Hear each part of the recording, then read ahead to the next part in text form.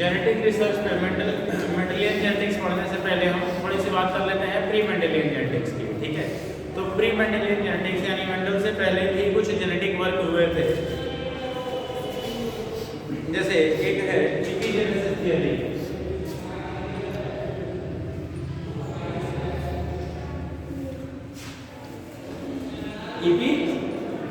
एपिजेनेसिस theory इसको के Wolff ने दिया था।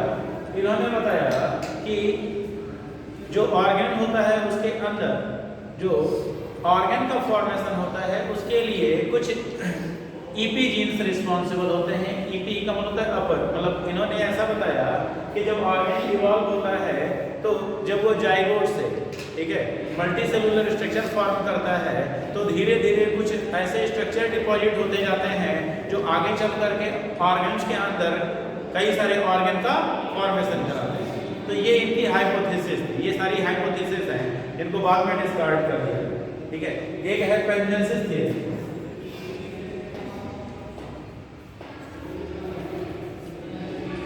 थियरी ऑफ पेंजेंसिस बोलते हैं, ठीक है। इसको चार्ल्स डार्विन ने ही दिया, ठीक है, थियरी ऑफ पेंजेंस।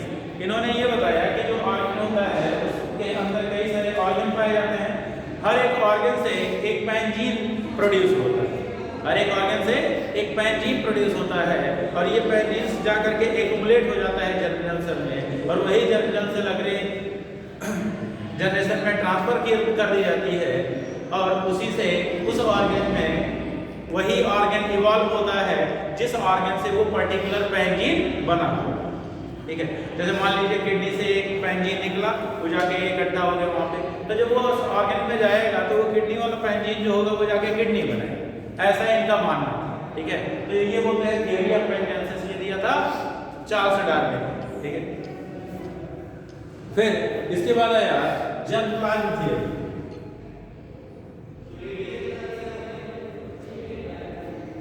जर्म-प्लाज्म थियरी किसने दिया था?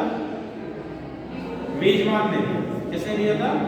बीजमान ने दिया था। इनके बारे में मैंने बताया कि इन्होंने बताया था कि जो भी कैरेक्टर का इनहेरिटेंस होता है उसके लिए कुछ जर्मिनल कैरेक्टर जो है वो रिस्पॉन्सिबल होते हैं, जर्मिनल फैक्टर होते हैं जो उसके जर्म सेल में पाए जाते हैं, ठीक है। जर्मिनल सेल्स जो कि अगली जनरेशन में ट्रांसफर होता है। जर्मिनल सेल जो होता है वो हेरिडिटरी यूनिट कहलाता है एक तरीके से, जैसे जीन होता है ना हेरिडिटरी यूनिट, ऐसे ही अगर ऑर्गेनिज की हेरिडिटरी यूनिट देखी जाए तो वो होता है germinal cells from the mail sperm and from the female ओवा। फीमेल से ओवा और मेल से स्पर्म, ये दो ऐसे सेल हैं जो अगली जनरेशन में ट्रांसफर होते हैं, जाते हैं। आप खुद ही सोचिए कि इन दोनों सेल के फ्यूजन से ही तो जाइगोट बनता है, तो ये दोनों सेल एक साथ फ्यूज कर गए। इसमें मेनली न्यूक्लियस ही होता है, इसमें न्यूक्लियस के साथ साइटोप्लाज्म भी पाया जाता है। तो इस सेल का साइटोप्लाज्म कंप्लीट और इसका न्यूक्लियस दोनों का न्यूक्लियस फ्यूज कर गया तो ये 2n बनाया। तो यानी ये दो ऐसे सेल हैं जो अगली जनरेशन में ट्रांसफर होते हैं सेल के फॉर्म। इस तरह से अब इसके बाद है मेंडेलियन जेनेटिक्स। मेंडल के बारे में पढ़ेंगे, ठीक है। तो मेंडल ने बेसिकली अपने एक्सपेरिमेंट के लिए पी प्लांट लिया, ठीक है।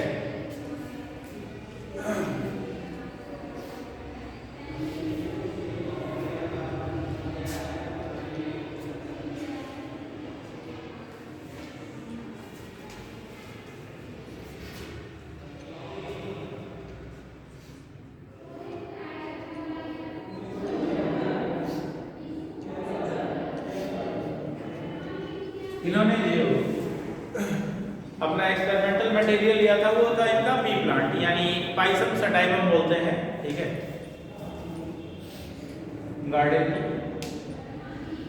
पाइसम सटाइवम इन्होंने लिया और इन्होंने इसके कई सारे कंट्रास्टिंग कैरेक्टर के बारे में स्टडी की। मेंडल ने 7 कंट्रास्टिंग कैरेक्टर के बारे में स्टडी की। वो क्या क्या थे?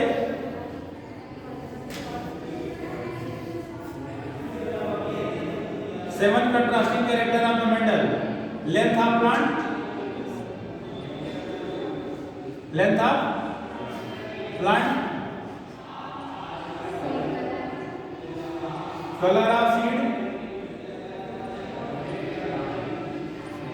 Colour of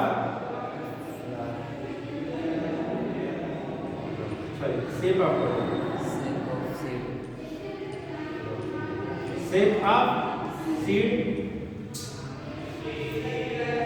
shape of pod और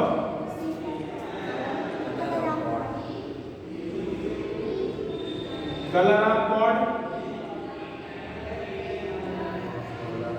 कलर ऑफ फ्लावर,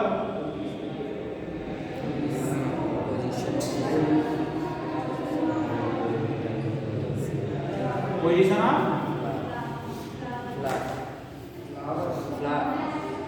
फ्लावर या सीड,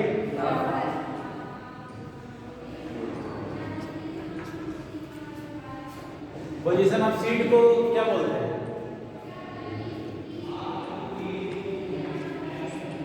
प्लेसेंट टेंशन। क्या बोलते हैं? प्लेसेंट टेंशन। कहां से जुड़ा हुआ?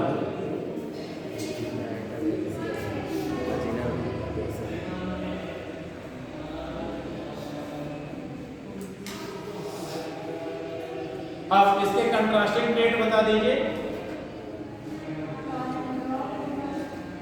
लेंथ में तो टॉल और excessive dot. Colour of seed yellow dominant, green recessive. Shape of seed round dominant है, रिंकल्ड झुर्रीदार recessive. Shape of pod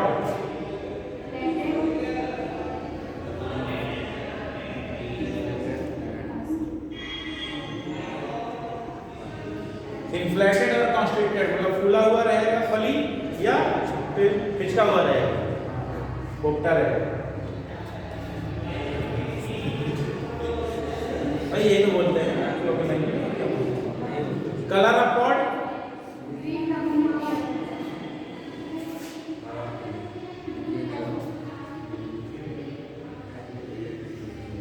yellow recessive. Colour of flower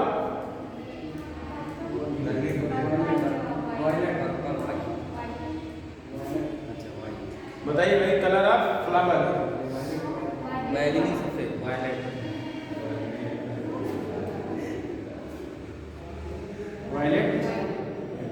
white. Position of flower axial dominant,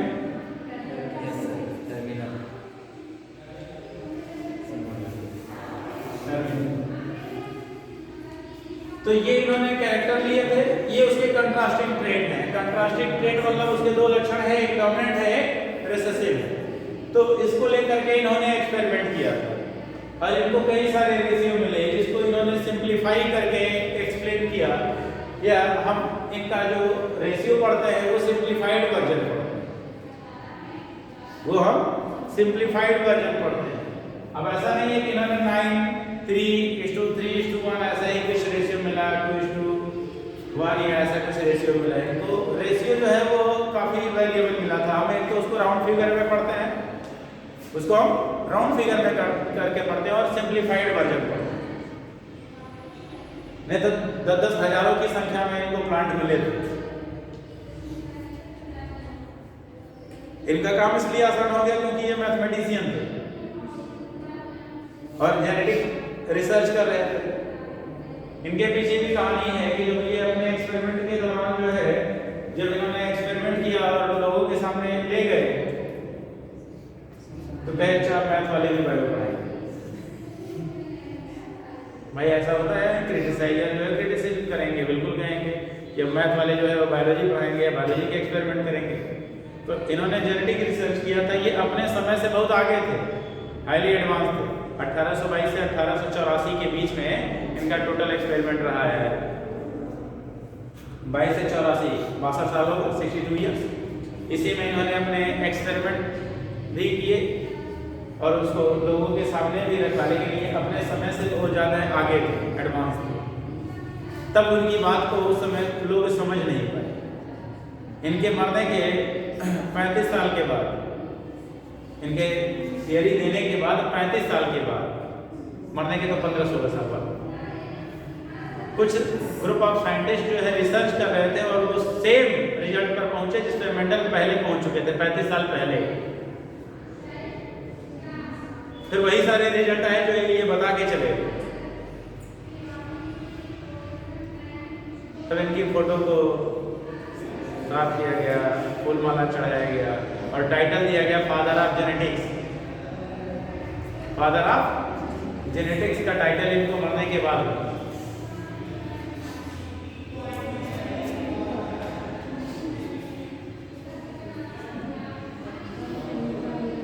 देखिए question पूछता है कि Mendel ने P plant को ही क्यों select किया था। इसके पीछे कई सारे रीजन थे। एक तो बाइसेक्सुअल फ्लावर, ठीक है, दूसरा एनुअल प्लांट है, मतलब एक ही सीजन में तैयार हो जाता है, ठीक है, और नंबर ऑफ सीड बहुत ज़्यादा प्रोड्यूस होते हैं, तो प्रोबेबिलिटी के चांसेस जो है ज़्यादा रहेंगे, ठीक है। फ्लावरिंग प्लांट है, contrast, number of contrasting character कई सारे हैं। देखिए साहब तो आपके सामने ही हैं जिन्होंने लेकर इनको स्टडी की। तो ये सारे फैक्टर थे, इसीलिए इन्होंने क्या किया, मटर के प्लांट को चूज किया, ठीक है। फिर अब इसी में आता है मेंडेलियन जेनेटिक्स में, हाँ एक टर्म आता है, इन्होंने इमैस्कुलेशन और बैगिंग किया था। क्या किया था? इमैस्कुलेशन एंड बैगिंग बोलते हैं। इन्होंने अपने एक्सपेरिमेंट के दौरान इमैस्कुलेशन और बैगिंग कर दिया था। देखिए होता क्या है, जब आप किसी फ्लावर का स्ट्रक्चर पढ़ेंगे तो उसमें मेल और फीमेल दोनों रिप्रोडक्टिव पार्ट पाए जाते हैं। तो इन्होंने क्या किया, जिस फ्लावर का इनको एक्सपेरिमेंट करना था उससे इन्होंने क्या किया, मेल रिप्रोडक्टिव ऑर्गन को निकाल दिया इमैस्कुलेशन के लिए, यानी उसके स्टेमन को क्या किया उन्होंने, निकाल दिया और उसको एक बैग से कवर कर दिया कि किसी दूसरे प्लांट के फ्लावर से एंथर उसके स्टिग्मा तक ना आने पाए। जिस पॉलन ग्रेन का वो ट्रांसफर कराना चाह रहे हैं वही पॉलन ग्रेन ट्रांसफर। तो इसके लिए उन्होंने खुद का उसका मेल रिप्रोडक्टिव सिस्टम हटा दिया और उसको कवर भी कर दिया कि दूसरे फ्लावर से वो पॉलन का ट्रांसफर ना होने पाए। तो जिससे ये क्रॉस कराना चाहते हैं उसी से हो। तो इसको बोलते हैं आर्टिफिशियल फर्टिलाइजेशन। क्या कह रहा था? Artificial fertilisation selected plant. तो इन्होंने दो एक्सपेरिमेंट किए, एक को बोलते हैं मोनोहाइब्रिड क्रॉस। इन्होंने दो क्रॉस कराया था, एक क्या होता है मोनोहाइब्रिड क्रॉस और दूसरा है dihybrid cross.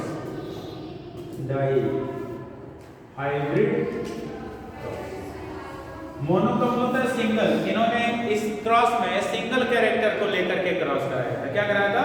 Single character को लेकर के क्रॉस कराया था और इसके बेसिस पे इन्होंने एक्सप्लेन किया लॉ ऑफ डोमिनेंस।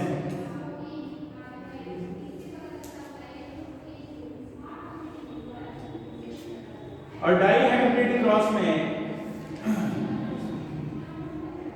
अच्छा एक और है इसमें लॉ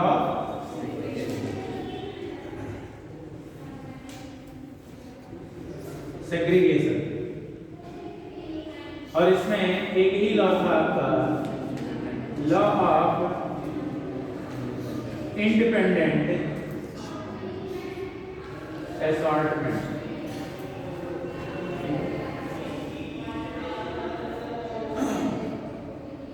तो इसी का आपसे जीनोटाइपिक और फेनोटाइपिक रेशियो पूछा जाता है या यही आपसे पूछा जा सकता है।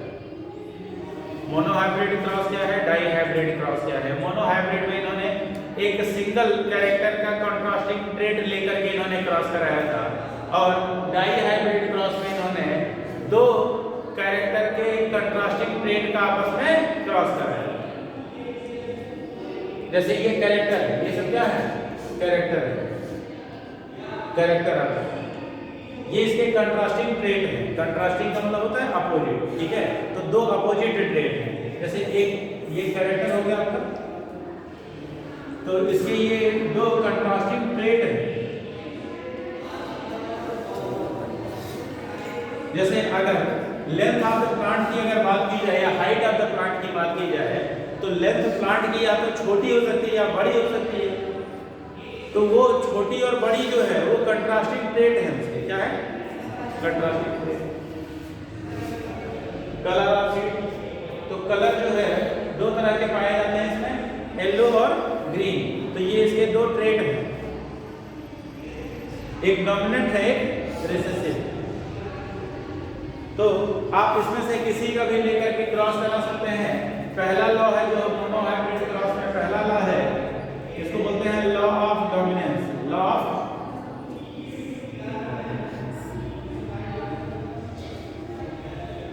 when two contrasting traits are present together, only dominant character expresses itself and recessive does not express in the presence of dominant character। यही लॉ ऑफ डोमिनेंस कहलाता है, प्रभाविता का नियम है, ठीक है। लॉ ऑफ डोमिनेंस मतलब जब डोमिनेटिंग फैक्टर होगा, प्रभावी फैक्टर होगा, तो उसकी वजह से जो कम प्रभावी होगा वो सप्रेस कर दिया जाता है। जैसे इन्होंने लॉ ऑफ डोमिनेंस के लिए एक सिंगल कैरेक्टर को लिया। क्या लिया था? Single character. आप सातों में से कोई सा भी चूज कर सकते हैं, ठीक है।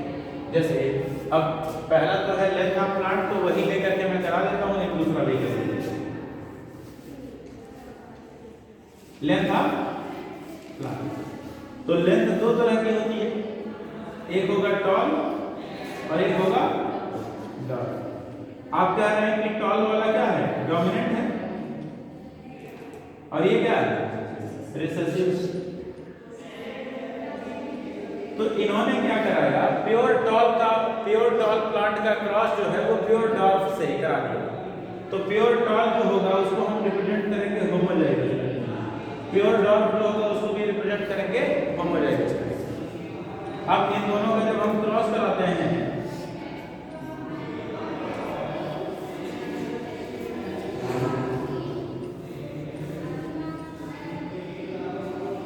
तो ये आपको मिलेगा, ठीक है। ये आपकी पैरेंटल जनरेशन है। क्या है? Parental generation. और ये है आपकी F1 जनरेशन, जिसको आप फर्स्ट फाइलियर जनरेशन बोलते हैं। तो पता चला कि हमने ये टॉल लिया था, ये डॉर्फ लिया था, लेकिन हमको F1 जनरेशन में जो सारे प्लांट मिले हैं वो सब के सब टॉल, सब के सब टॉल। और यहाँ पे क्या दिख रहा है कि यहाँ पे एक डोमिनेंट जीन है और एक रिसेसिव जीन है, लेकिन ओवरऑल प्लांट जो है वो टॉल है। मतलब डोमिनेंट की प्रेजेंस में रिसेसिव अपना एक्सप्रेशन शो नहीं कर पा रहा है, तो इसलिए प्लांट क्या हो गया? टॉल हो गया। तो यहाँ इससे ये पता चलता है कि जो टॉलनेस वाला जीन है वो डोमिनेंट है और जो डॉर्फनेस वाला जीन है वो रिसेसिव है।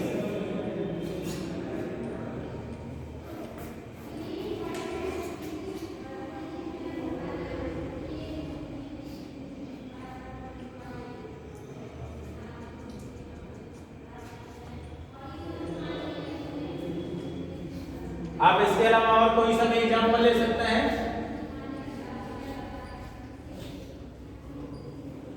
कलर ऑफ सीड ले लेते हैं। तो कलर ऑफ सीड हम कह रहे हैं कि डोमिनेंट वाला येलो होता है और रिसेसिव वाला क्या है? ग्रीन। तो जब हम येलो और ग्रीन का क्रॉस कराएंगे तो मान लीजिए येलो को हम कैपिटल वाई से ले लेते हैं, कैसे? और ग्रीन को हम स्मॉल वाई से ले लेते हैं।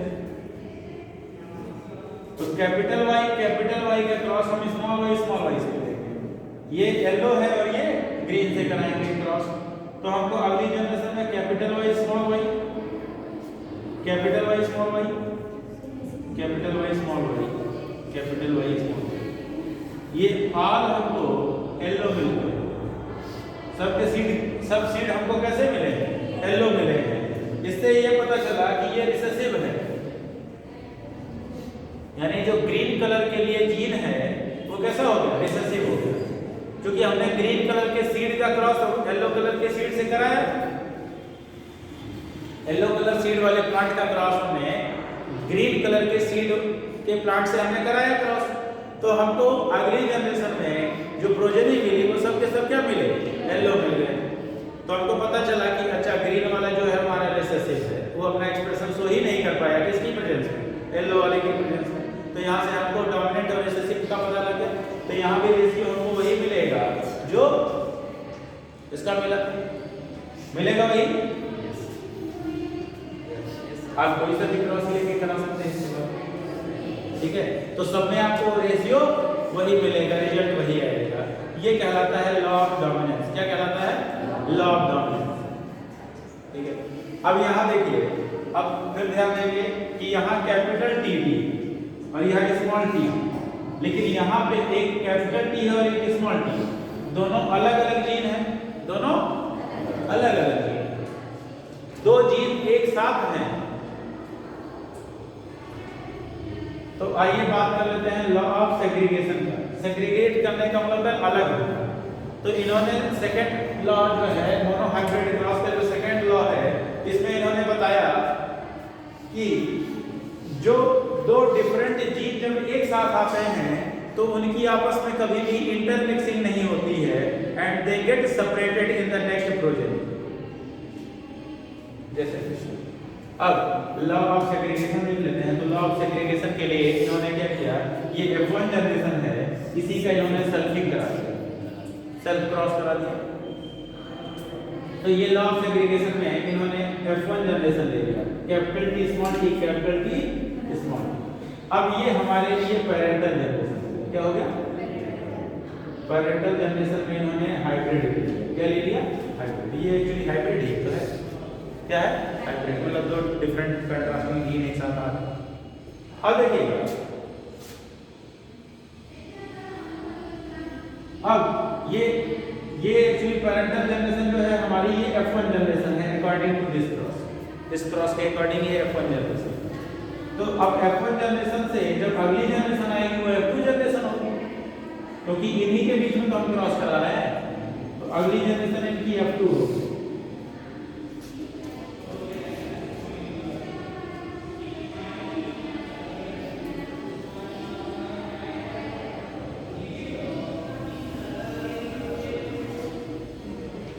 अब अगर आप ध्यान से तो आपको पता चला कि यहाँ पे कैपिटल टी था, यहाँ स्मॉल टी था। तो यहाँ से क्या हुआ, एक डोमिनेंट जीन और एक रिसेसिव जीन दोनों एक पास आ गए। दोनों जीन एक साथ जरूर हैं लेकिन ये आपस में इंटरमिक्स नहीं हुए। अगली जनरेशन में फिर जब ये गैमेट बनाएंगे तो ये अलग अलग होगा, यहाँ अलग अलग। यही कहलाता है law of segregation. Law of segregation के दौरान हमको मिला है F2 जनरेशन, क्या मिला, और F2 जनरेशन में जो हमको पॉसिबिलिटी मिलती है वो पैरेंटल जनरेशन भी उसमें हमको मिल जाता है और F1 जनरेशन भी मिल जाता है। पैरेंटल जनरेशन क्या था, capital T small T. F1 generation क्या था, कैपिटल टी स्मॉल टी।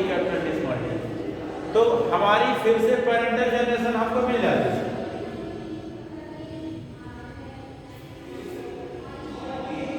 और 50% क्या मिल जाता है, F1 प्रोजेनी फिर से मिल जाते हैं हमको। लेकिन यहाँ पे अगर ये आपस में मिक्स हो गए होते तो अलग तो नहीं हो पाते, और अलग नहीं होते तो गैमेट नहीं बनता। यानी कि लॉ ऑफ सेग्रीगेशन ये प्रूव करता है कि जब दो डिफरेंट जीन एक साथ आते हैं उसमें से कोई एक ही अपना एक्सप्रेशन शो करता है, और फिर जब अगली प्रोजेनी फॉर्म होती है तो वो जीन आपस में फिर क्या हो जाते हैं, अलग अलग हो जाते हैं, दोनों एक दूसरे में आपस में इंटरमिक्स नहीं होते हैं। तो यही कहलाता है लॉ ऑफ सेग्रीगेशन। इसमें आपको जीनोटाइप और फिनोटाइप बताना होता है।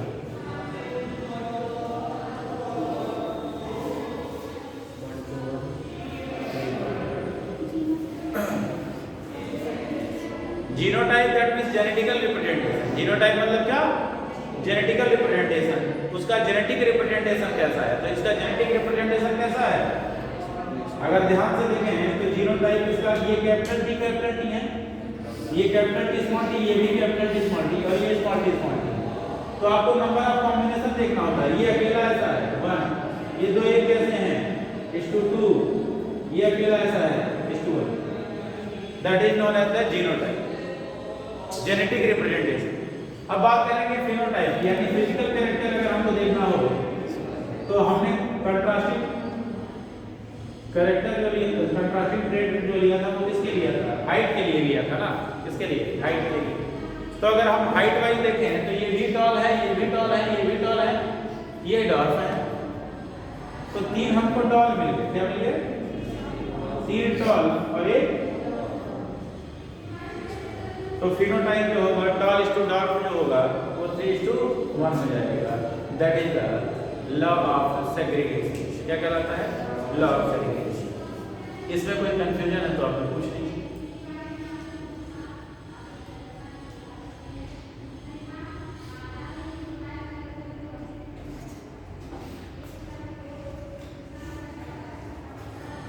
में से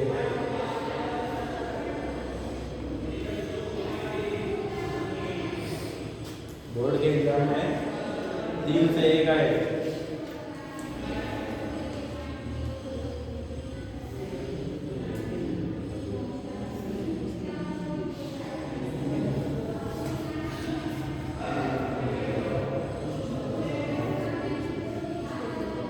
आप लोग गैमेट बनाने जाते हैं कि नहीं? गैमेट बन जाएंगे?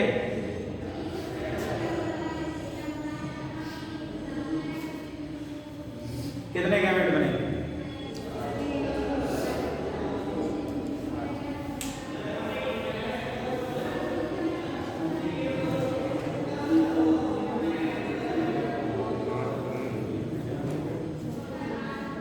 गैमेट बनाना बता दीजिए तो फिर अगला पढ़ाएंगे dihybrid cross, law of independent assortment.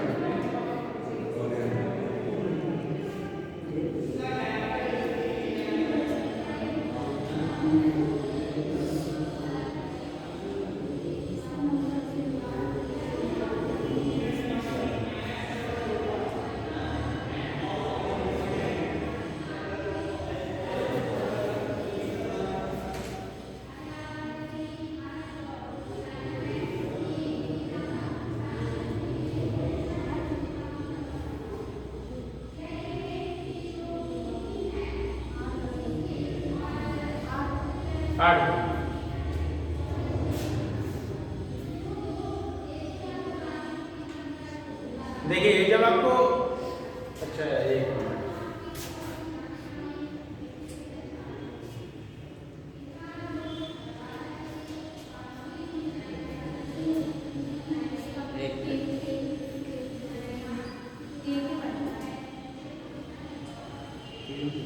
Number of possible gamete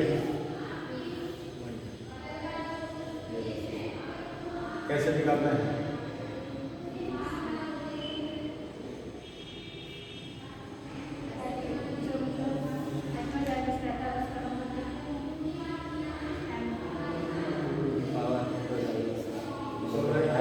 power n लिखते हैं और इसको n इक्वल टू 1 ले लेंगे तो भी तो 2 to the power 1 equal to 2 मिलेगा। तो एक कैसे लेंगे ना सर? हाइब्रिड है क्या? हाइब्रिड नहीं है। 0 ले लेंगे। यस 2 टू द पावर 0 क्या होगा?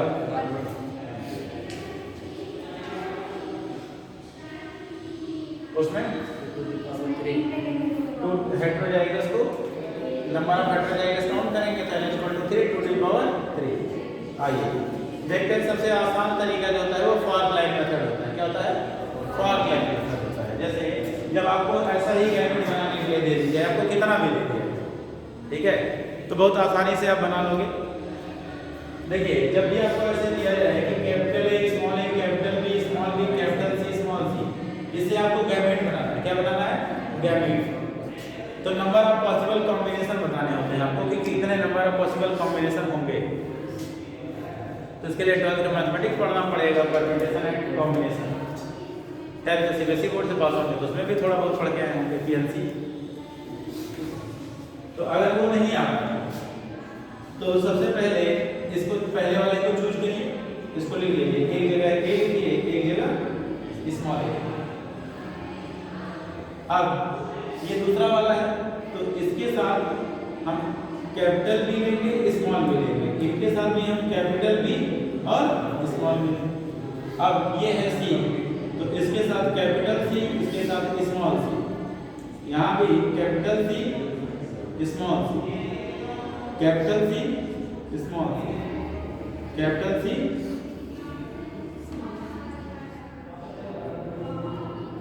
बनाते चलिए।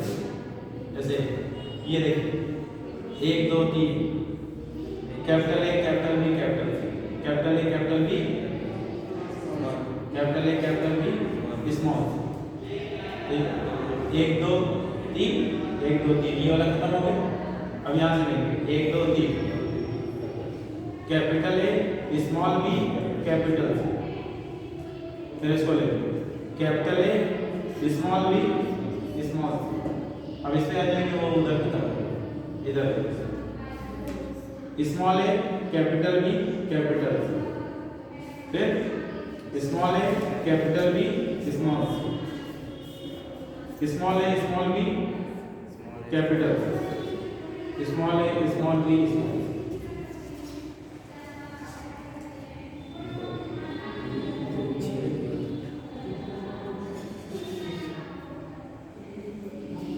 यही 8 पॉसिबिलिटी बनेगी, ठीक है। तो इस तरह से हम क्या करते हैं, गैमेट बनाते हैं। क्या करते हैं, गैमेट बनाते हैं।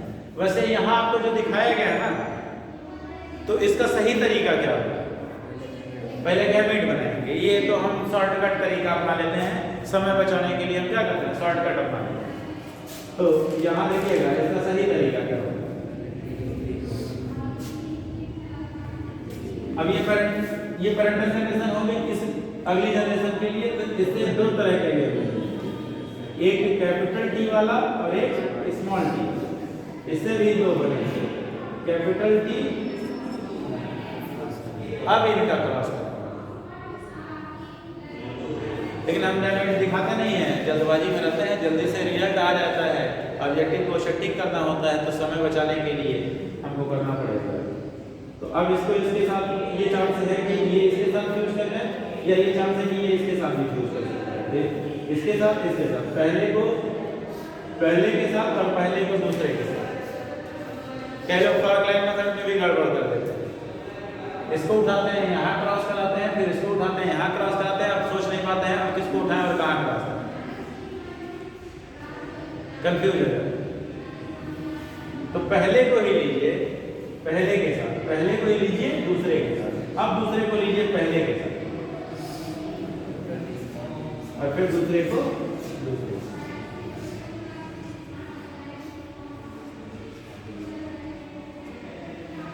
तब जाकर के ये आपको खुद मिलेगा।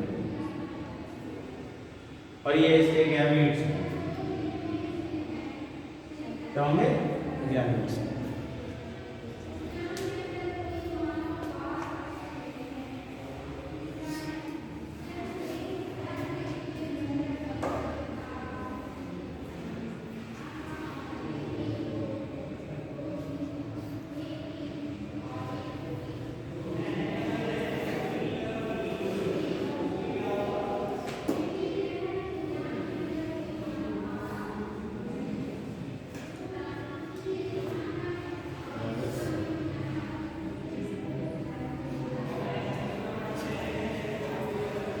चलिए, तो ये मोनोहाइब्रिड क्रॉस में आपने 2 लॉ पढ़ा है, एक पढ़ा आपने लॉ ऑफ डोमिनेंस, दूसरा आपने पढ़ा लॉ ऑफ सेग्रीगेशन।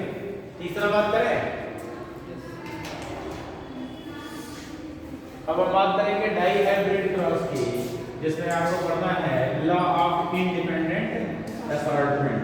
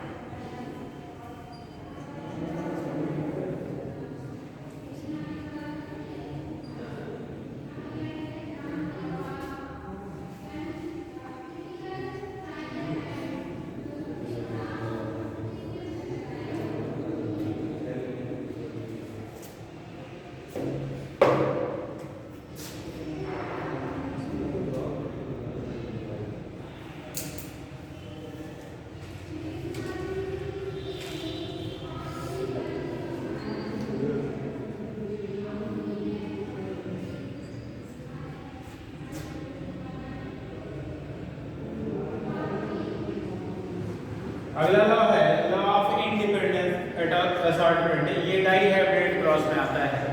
इसमें मेंडल ने क्या किया, दो कैरेक्टर को ले लिया। दो कैरेक्टर उन्होंने क्या लिया, एक लिया इन्होंने सीड शेप और दूसरा ले लिया सीड कलर। सीड का शेप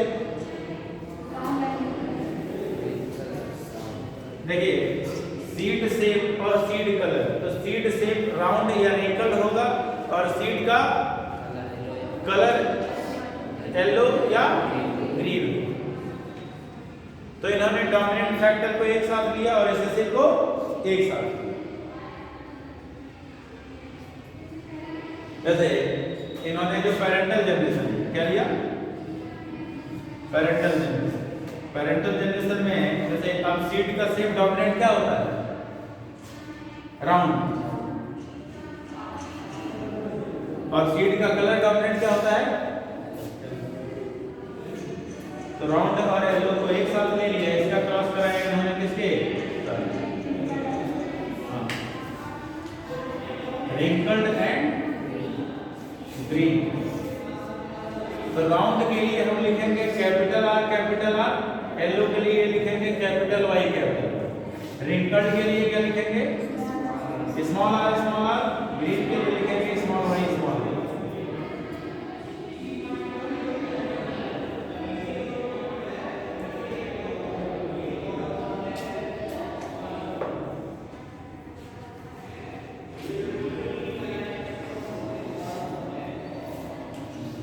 तो दो इन्होंने ट्रेट लिया ना, दो कैरेक्टर लिए। तो दो कैरेक्टर का जब एक साथ क्रॉस कराएंगे तो उसको क्या बोलेंगे, डाई हाइब्रिड क्रॉस। अब देखिए, तो जब इसका क्रॉस इन्होंने कराया तो इनको प्रोजनी क्या है, capital R, capital Y, small Y. सारे के सारे यही मिलेंगे भाई, चांस यही तो है मिलने का। देख लीजिए ध्यान से, capital R, capital Y, small R, capital Y, small Y. तो इससे अगर नंबर ऑफ कॉम्बिनेशन देखेंगे तो सबके सब यही मिलेंगे। किसी को कोई कंफ्यूजन हो तो यही बता दो। अब इन्होंने क्या किया, इससे इसके गैमेट बनाए। इसके क्या किए, गैमेट बनाए। और इसकी F2 जनरेशन देखेंगे, ये F1 जनरेशन है। इसके बाद इसकी F2 जनरेशन कैसे निकालेंगे आप बताइए।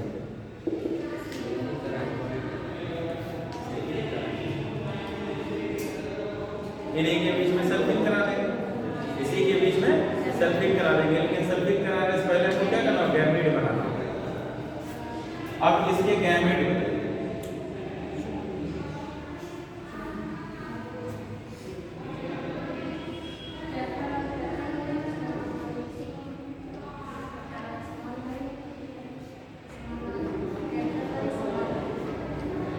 भैया, ये दो कंट्रास्टिंग कैरेक्टर हैं, यही लोग कंफ्यूज हो जाते हैं। ये क्या है, दो कंट्रास्टिंग कैरेक्टर है।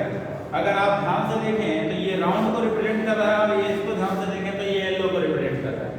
एक है क्या, सीड शेप और एक है सीड कलर।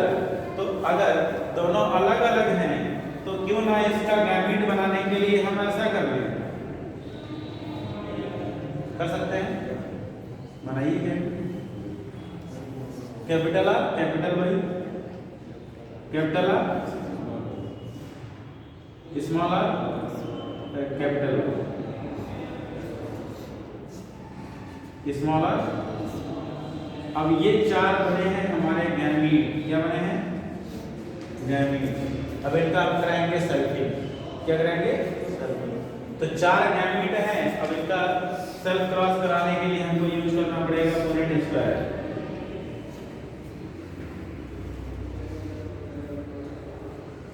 एक, दो, तीन और चार।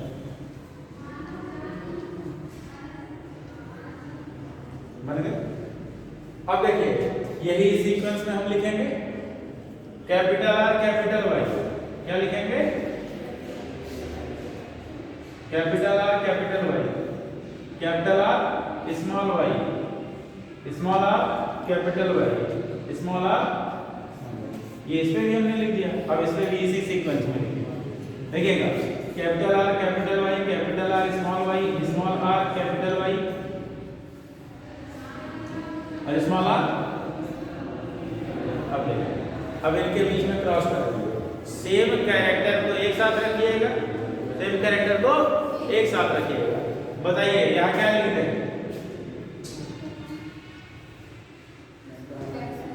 हाँ, capital R capital R capital Y capital Y, capital R capital R capital Y small, capital R small R capital Y capital, capital R small R capital Y. चल गया। अब दूसरे को फिर पहले के साथ, दूसरे को दूसरे के साथ, तीसरे के साथ, चौथे के साथ। चलिए capital R capital Y small, फिर capital R small Y, then capital R small R capital Y small Y. बताते जाइए।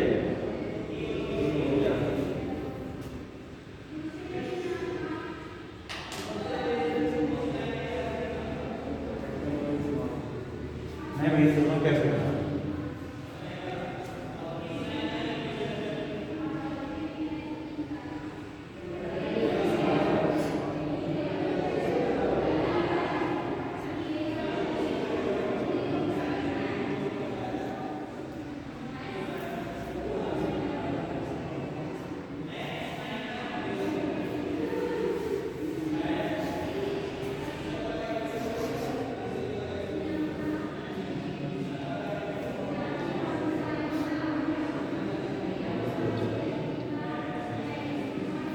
ये मिलेगा, ये तो मिलेगा। तो ये नंबर ऑफ पॉसिबिलिटीज हैं सल्फिंग कराने के बाद, इतने तरह के कॉम्बिनेशन बनेंगे। ठीक है, अब इनका हम रेशियो लिखते हैं।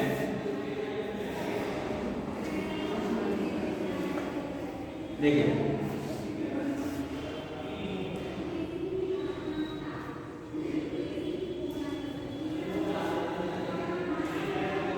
जैसे पहले देख लेते हैं कि ये पहले खाने में जो हमको मिला है ये है कैपिटल आर और कैपिटल वाई कैपिटल वाई, यानी कैपिटल आर है तो ये राउंड होगा और कैपिटल वाई है तो ये येलो होगा।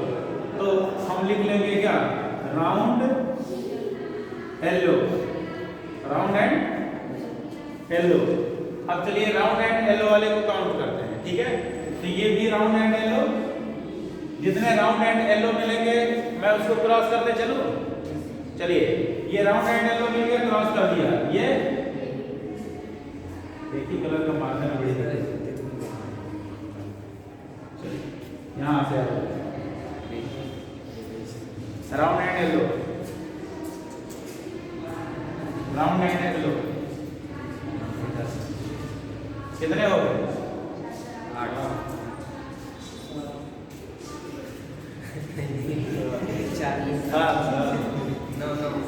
एक को 2 बार काउंट करेंगे, कितने हुए? 2 और कौन है?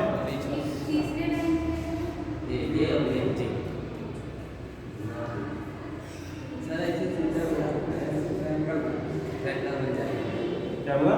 ये भी आ जाएगा, नहीं आएगा ठीक है। तो कितने हो गए राउंड एंड येलो वाले? और कोई राउंड एंड येलो है? कहाँ? इधर नीचे, इधर और इधर, तो क्रॉस तो कर चुके हैं इसमें। ये पूरी लाइन क्रॉस है और बीच में ये दोनों क्रॉस है। कितने मिले?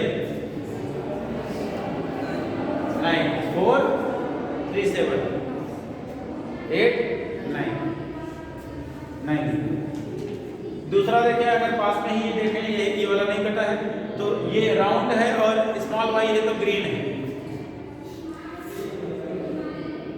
राउंड ग्रीन वाले दिख रहे हैं, देखिए राउंड एंड ग्रीन वाले को सर्कल कर देते हैं, राउंड एंड ग्रीन है, ये राउंड एंड ग्रीन है,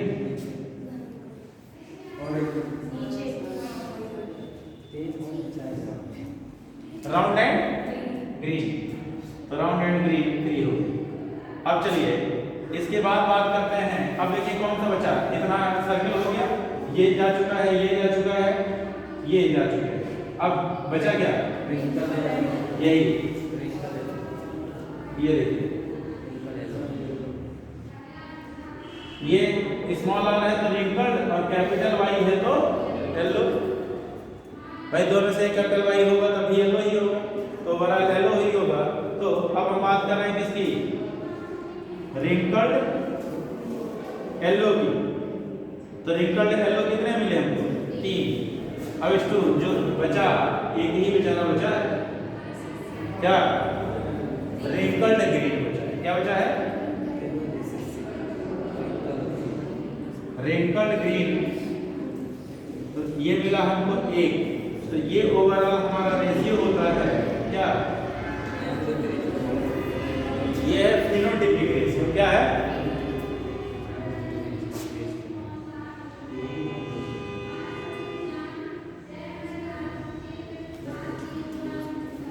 ये है phenotypic ratio.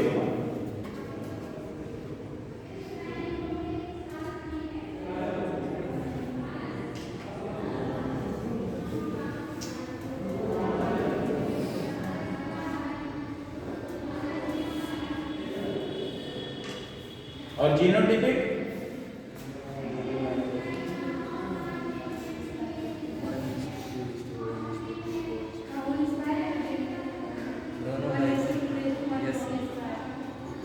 One is to 2:1 का होल स्क्वायर, 2 बार लिख के मल्टीप्लाई कर दीजिए जो आएगा, या फिर ऐसे देखने लगेंगे तो आपको समय बहुत ज्यादा लगेगा, ऐसे समय बहुत ज्यादा लगेगा, लेकिन इसमें फाइंड आउट कर लीजिए। तो 1:2:2,